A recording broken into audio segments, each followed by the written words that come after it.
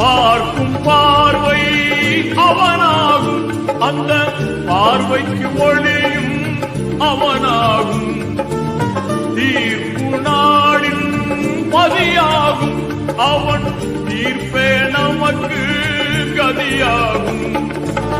கேட்கும் கடமை நம்மிடத்தில், கேட்கும் கடமை நம்மிடத்தில், கொடுக்கும் உரிமையோ அவனிடத்தில். அந்த தூயோன் ரஹ்மானை தொழுதிடுவோம்,